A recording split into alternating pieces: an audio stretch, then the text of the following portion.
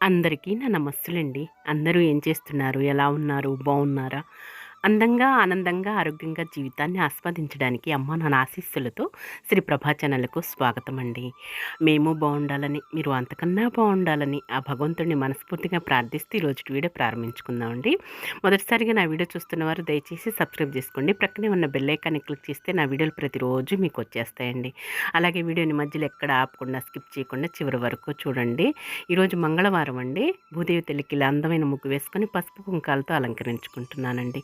మంగళవారం రోజు వీడియోని అప్లోడ్ చేస్తున్నాను అనమాట. ప్రతిరోజు ఉండే పనులేనండి మనకి. ఇవి తప్పవండి మన ఆడవాళ్ళందరికీ కూడాను.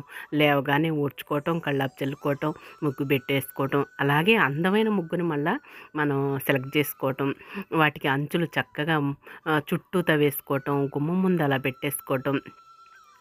ఇంక ఈ విధంగా మనకి ప్రతిరోజు నిత్యం కూడాను మన ఆడవాళ్ళందరికీ లేవగానే తప్పవండి. తప్పని పరిస్థితిగా వేసుకోవాల్సిందే అనమాట. ఎందుకంటే మన ఆచార సాంప్రదాయాలండి. పూర్వం నుంచి మన అమ్మమ్మలు, తాతమ్మలు, నానమ్మల దగ్గర నుంచి పూర్వం నుంచి మన ఆచార సాంప్రదాయాలండి. భూదేవి తల్లికి ఈ విధంగా మనం పూజ చేసుకోవటం అనమాట అండి. ఈ విధంగా ఇక ఇంటి ముందు ఇలా ఉంటేనే లక్ష్మీదేవి తల్లి కూడా చక్కగా గల్లు గల్లు నడుచుకుంటూ వస్తుందండి.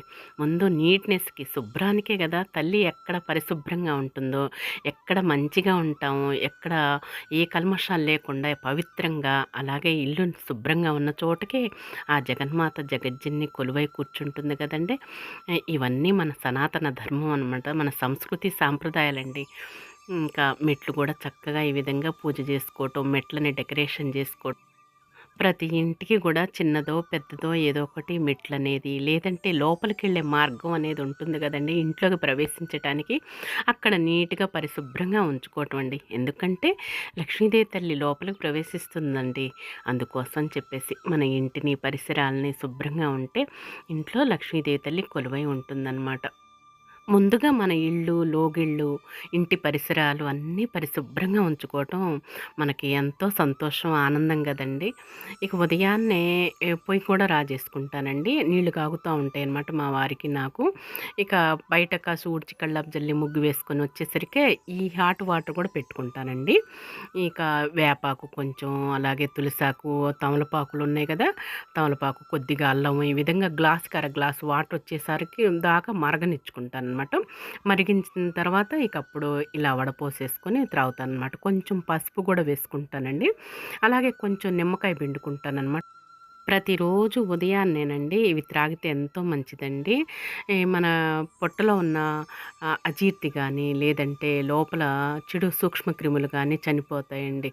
అల్లం మంచిదే, అలాగే తమలపాకులు మంచివే, తులసాకు మంచిదే, కొంచెం వేప ఇగురు అనేది మంచిది, వేపాకైనా మంచిదేనండి.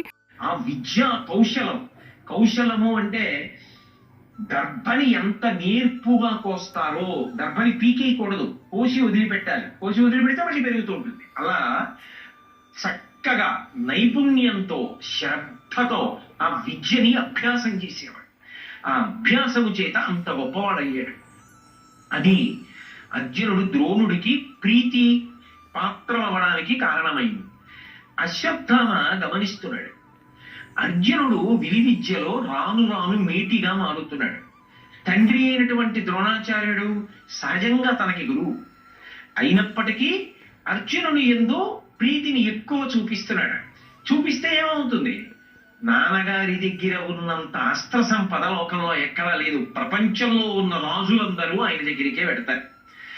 అటువంటప్పుడు మరి ఇంత ప్రీతి పొందుతున్నాడు కదా ఈ అర్జునుడికి అన్నీ చెప్పేసి తనకి చెప్పకపోతే. అంటే మీరు ఇందులో ఒక్క మాట ఆలోచించండి. ద్రోణాచార్యుల వారి యొక్క శీల వైభవం ఎంత గొప్పది. కన్న కొడుకు కూడా బెగబెట్టుకోవలసింది ఆ విషయం. అర్హత కలిగిన శిష్యుడికి ఇచ్చింది కన్న కొడుకు కదా అని ఇవ్వడు. అంటే పక్షపాతం ఉన్నవాడా, లేనివాడా?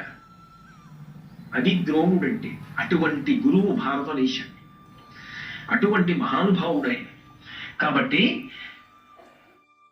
ఉదయం లేవగానే ముందు భక్తి టీవీ గానీ, టీటీడీ గానీ, ఈటీవీ లైఫ్ గానీ పెట్టుకునే అలవాటండి. అలాగే చిలకలకు క్రితం రోజే ధాన్యం పోసుంచుతారు మా వారు. ఇంకా చిలుకల కిలకిల రావాలతోటి మాకు ఇంటికొచ్చే అతిథులు ఉదయాన్నే వచ్చేసేస్తాయండి.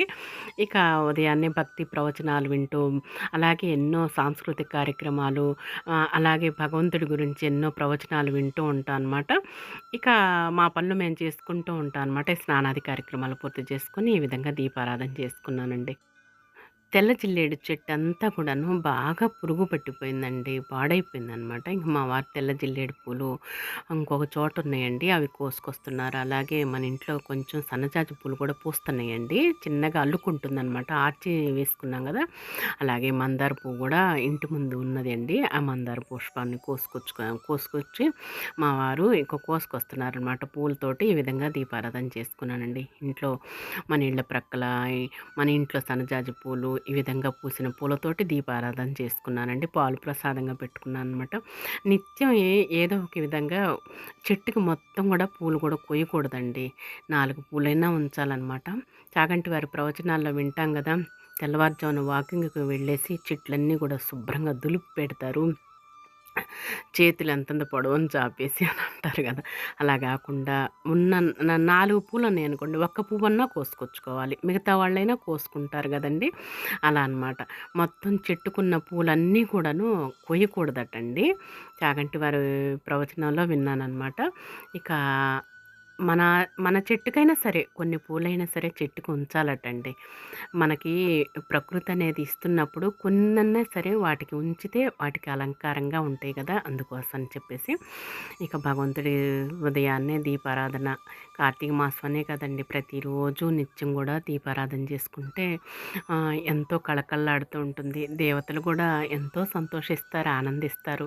మన ప్రక్కనే ఉంటారనమాట. మనకు మేలు చేస్తూ ఉంటారు. మనకు పూలబాట మీద నడిపిస్తారనమాట అండి.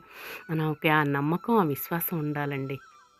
ఇదిగోండి ఇంకా పూజ అయిపోయిన తర్వాత మా బ్రేక్‌ఫాస్ట్ వచ్చేసి ఇడ్లీననమాట. చూసారుగా నల్లగా ఉండేయని భ్రమించకండి. మినప ఇడ్లీననమాట. అలాగే ఇడ్లీ రవ్వకు బదులుగా నేను జొన్న రవ్వ నానబెట్టుకొని చేసుకున్నానండి. ఇక కొంచెం ఉసిరికాయ చట్నీ తెచ్చుకున్నా అన్నాను గదండీ! ఆ ఉసిరికాయ ముక్క అలాగే చట్నీతో నంచుకుంటున్నాను.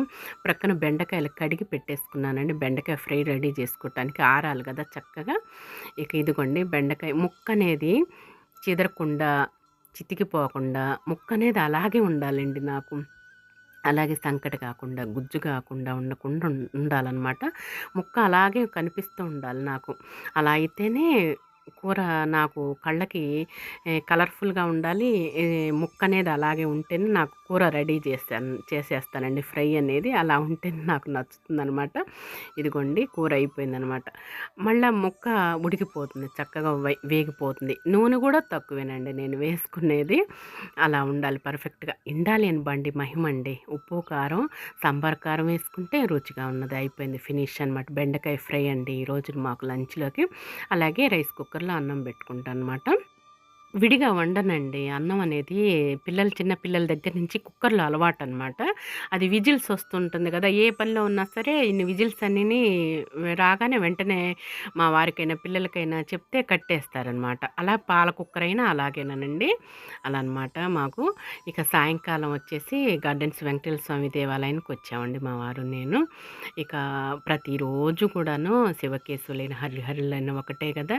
నిత్యం కూడాను ఇక్కడ ఏదో ఒక సాంస్కృతిక కార్యక్రమాలు జరుగుతూనే ఉంటాయన్నమాట. వెంటనే బయలుదేరిపోతామండి వెంకటేశ్వర స్వామి దేవాలయానికి. ప్రశాంతంగా ఉంటుంది. భగవంతుడి నామస్మరణ చేసుకోవచ్చు. భగవంతుడిని మనస్ఫూర్తిగా చక్కగా దర్శనం చేసుకోవచ్చు. అక్కడ గోవిందనామాలు చదువుకుంటామండి. కాసేపు అక్కడ కూర్చుంటాం చక్కగా. ఇక బయటకొచ్చి సాంస్కృతిక కార్యక్రమాలు వింటూ ఎంతో సంతోషంగా, ఆనందంగా అనిపిస్తూ ఉంటుందండి. భక్తి పారవశ్యంతో అనిపిస్తూ ఉంటుందన్నమాట. మేము చిన్న పిల్లలప్పుడండి మామూలుగా దేవాలయ ప్రాంగణాల్లో, పల్లెటూళ్ళల్లో హ్మ్. దేవతల గురించి, భగవంతుడు విష్ణుమూర్తి తండ్రి గురించి, అలాగే పెనుగంచిప్రోలు అమ్మవారి తల్లి గురించి, తిరుపతమ్మ తల్లి గురించి, బుర్రకథ కాలక్షేపంగా హరికథలు చెప్పటం, అలాగే తోలుబొమ్మల ఆట కూడానండి. తోలుబొమ్మల ఆటలు ఆడిస్తూనే రామాయణం, అలాగే మహాభారత కథలు వినిపిస్తూ ఉండేవాళ్ళనమాట. సాయంకాలం వేళల్లో అందరూ కూడా పొలం పనులకు వెళ్ళి చక్కగా ఇంటికొచ్చిన తర్వాత స్నానాది కార్యక్రమాలు ఆచరించి చక్కగా దేవాలయ ప్రాంగణాల్లో ఇవన్నీ వింటూ భగవంతుడిని దర్శనం చేసుకుని ఉండేవాళ్ళనమాట. ఆ విధంగా భక్తి పారవశ్యంతోటి పల్లెటూరిలో అందరం కూడా సంతోషించేవాళ్ళు, ఆనందించేవాళ్ళండి. ఇక ఇక్కడైతే పట్టాభిపురం అండి. మెయిన్ సెంటర్ అనమాట. మెయిన్ రోడ్డు ప్రక్కనే అనమాట. లెఫ్ట్ సైడ్ అండి మనం వెళ్ళేటప్పుడు. ఇక్కడ మా శిష్యుడనమాట అండి. చిన్న టిఫిన్ సెంటర్ మెయింటైన్ చేసుకుంటున్నాడనమాట. న్యూడిల్స్, మంచూరియా ఈ విధంగా అనమాట అండి. మా దగ్గర చదువుకున్నాడనమాట. ఇంకా ఇక్కడైతే వెంటనే కనిపించాడు. ఇక వీడియో చేశాననమాట. చూడండి. నమస్తేనండి. మనం ఇప్పుడు వచ్చేసి పట్టాపురం రోడ్డు హైమ హాస్పిటల్ ఎదురుండామండి. ఇక్కడ ఒక బండి ఉన్నదన్నమాట, టిఫిన్ బండి.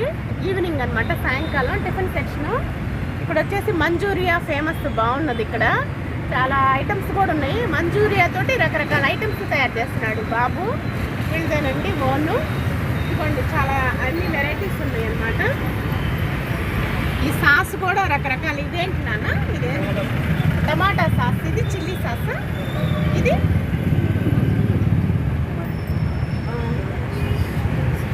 సరే ఇది క్యాబేజీనండి. క్యారెట్ మొత్తం కూడా తరిగి పెట్టేసుకున్నాడు. ఇదేమో రైస్, ఫ్రైడ్ రైస్ కన్నా. ఇది వచ్చేసి ఏమో మంచూరియా తయారు చేసి పెట్టేసుకున్నాడు. ఇది వచ్చేసి నూడిల్స్ అండి. ఉల్లిపాయ ఇవన్నీ మసాలా అంతా కూడా ఏర్పాటు చేసి పెట్టుకున్నాడు అన్నమాట. ఇక్కడ సాల్ట్, గరం మసాలా, కారం, అలాగే ఇదేంటి ఓకే. ఇది వచ్చేసేమో రసం లాగా ఉన్నది, అది కలియాలానా. ఇక ఎగ్గుతో కానీ మొత్తం కూడాను నూడిల్స్ కానీ బాగా చేస్తాడనమాట. మా శిష్యుడేనండి, మా దగ్గర చదువుకున్న అబ్బాయి అనమాట. మా శిష్యుడేనమాట. ఇక్కడ ఏర్పాటు చేసుకుని పెట్టుకున్నాడండి. ఓన్గా చక్కగా జీవిస్తున్నాడు. తన కాళ్ళ మీద తను నిల్చొని చక్కగా. చూడండి ఎంత బాగుందో. రేట్లు ఎట్లా ఉంటాయమ్మా బాబు? కొంచెం పెద్ద చెప్పు. Chicken 80, egg 7, okay. పార్సల్ అంతే, తినడానికి అంతే, ఏదైనా ఒకటేనా? రీజనబుల్ రేట్స్ బాగున్నాయండి. వెరైటీ కూడా బాగుంది. అన్ని డిఫరెంట్ ఐటమ్స్ అన్నీ తయారు చేసండి. Pattapuram road Haima hospital opposite. నాన్నగా డబ్బులు కూడా తీసుకోవాలి ఈ సర్వీస్. అవునా? మనీ కూడా తీసుకోరట. అందుకోసం చూడండి అంత చక్కగా ఉందో, బాగుంది.